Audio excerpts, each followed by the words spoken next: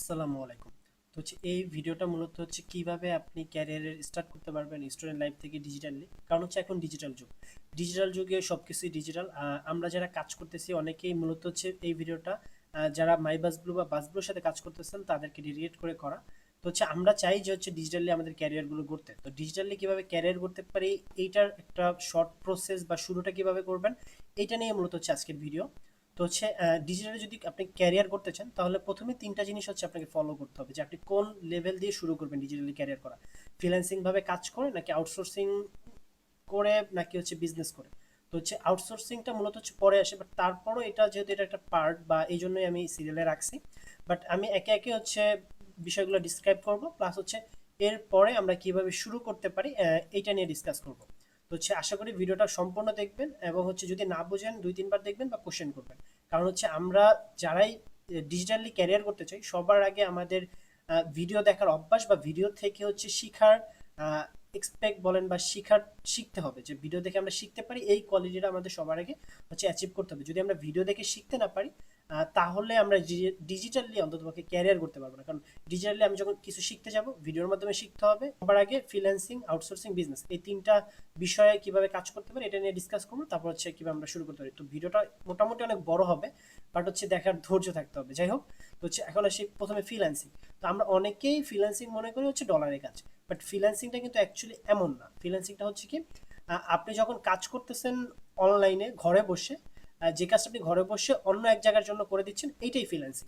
এখন এটা হতে পারে আপনার আপনি এখন আছেন বগুড়া, আপনি ঢাকার জন্য কাজ করছেন। আপনি এখন বরিশাল আছেন, ঢাকার বা ফেনীর একটা কোনো কোম্পানির জন্য কাজ করছেন। এইটাই মূলত ফ্রিল্যান্সিং। বাট আমরা ফ্রিল্যান্সিং বলতে যেটা বুঝি সেটা ঢাকা, সরি, দেশের বাইরে বা ইউএসএ বা অন্যান্য কান্ট্রির সাথে কাজ করা। হ্যাঁ, এটা ফ্রিল্যান্সিং বেটার, যেহেতু দেশের বাইরে যখন আমরা কাজ করব তখন আমাদের মানি কোয়ালিটিটা অনেক বেশি হয়। তো এটা এই জন্যই আমরা ফ্রিল্যান্সিং হিসেবে বুঝি বা বিদেশি রেমিটেন্সগুলো আমাদের বেশি আসে। বাট এইটা একটু কঠিন, আমি যদি আস্তে আস্তে ডিসক্রাইব করি। তারপরে পরবর্তীতে আমি একটা কোশ্চেন রেখেছি, সেটা ফ্রিল্যান্সিং করতে কতদিন লাগে। তো আপনি যদি প্রফেশনালি ফ্রিল্যান্সিং ক্যারিয়ার করতে চান সেক্ষেত্রে আপনাকে অলমোস্ট প্রায় 2 বছরের মতো টাইম লাগবে। কেন 2 বছর টাইম লাগবে? প্রথমে আপনাকে যেটা লাগবে 3 থেকে 6 মাসের মতো একটা টাইম লাগবে আপনার যে কোনো একটা স্কিল শিখতে। তারপরে নেক্সট 6 মাসের মতো টাইম লাগবে সেই স্কিল আপনাকে পারফেক্ট হতে। তারপরে আপনি 1 বছর পরে আপনি আস্তে আস্তে কাজ পাওয়া শুরু হবে। তারপরে দেখা যাচ্ছে নেক্সট 1 বছরে আপনি মোটামুটি একটা ক্যারিয়ার গড়তে পারবেন। তো আলটিমেটলি ওভারঅল 2 বছর মিনিমাম সময় লাগে। তারপর সেম কোশ্চেন মেবি আমি পরে লিখেছি, ফ্রিল্যান্সিং করতে কতদিন লাগে এটাই। তারপর জব সহজ নাকি ফ্রিল্যান্সিং সহজ। প্রথম অবস্থায় আপনি যখন একটা জব করবেন, বর্তমানে আপনি যখন দেশের কোনো কোম্পানি বা পাবলিক জব বা সরকারি জব যেটাই করেন, এই জবগুলো অনেকটা সহজ ফ্রিল্যান্সিং এর ক্ষেত্রে। সরকারি জব বাদে যদি আমি নর্মাল জবে আসি, কারণ ফ্রিল্যান্সিং যখন আপনি করবেন তখন আপনাকে আগে নিজের স্কিল থাকতে হবে। আপনি কোনো একটা কাজ জানতে হবে, তারপর সেই কাজের উপরে আপনি ফ্রিল্যান্সিং করবেন। বাট যদি জব পেতে চান, অনেক সময় দেখা যায় জব আপনাকে শিখিয়ে তারপর আপনি কি ফ্রিল্যান্সিং করবে। তো আমি যদি এখানে একটা বোনাস অ্যাড করি, সেটা যে মাইবাস ব্লু কি আমাদের ফ্রিল্যান্সিং। তো মাইবাস ব্লু কি ফ্রিল্যান্সিং। তো অবশ্যই এটাও এক ধরনের ফ্রিল্যান্সিং, বাট এটা ছোট পরিসরে। কারণ এটা যারা স্টুডেন্ট একদম অনলাইন যারা শুরু করতেছে তাদের জন্য। কারণ তারাও কিন্তু ঘরে বসে বা মোবাইল দিয়ে ইনকাম করতেছে। তো এটাও এক ধরনের ফ্রিল্যান্সিং, বাট এটা ওই রকম না। ঠিক আছে। তো তারপরে যদি আমি আসি এখন আউটসোর্সিং। আউটসোর্সিং খুবই সহজ। সেটা যে আপনার একটা কাজ লাগবে, আপনি একজনকে দিয়ে করাই নিলেন এবং সেই কাজটা আপনি আরেকজনের কাছে সেল করে আপনি ওইখান থেকে ইনকাম করলেন। যেমন আমি একটা সহজ উদাহরণ দিই। আহ, আমরা অনেকেই আছে যে বিভিন্ন স্কেপ গ্রুপে থাকি, যেমন বাইসেল বা যারা সিপে করি। এটার মধ্যে অনেক সময় দেখা যায় কি জিমেল সেল হয় বা ফেসবুক আইডি সেল হয়। তো আমি কি করতে পারি যে একজনের কাছ থেকে 8 টাকা করে জিমেল কিনলাম, সেই জিমেলের ফাইলটা ডাউনলোড করলাম, আর একজনের কাছে অ্যাড দিয়ে 10 টাকা করে জিমেল সেল করে দিলাম। তো 120 জিমেল সেল কিনলাম, ওই 120 জিমেল সেল করলাম, তাহলে হলো কত আমার দেখা যায় 120-এ 20 টাকা, সরি 2 টাকা করে লাভ থাকছে 200 টাকা। তো এটা যদি অন্য অন্য অনেক ক্ষেত্রে পসিবল। তো আউটসোর্সিংটা এরকম।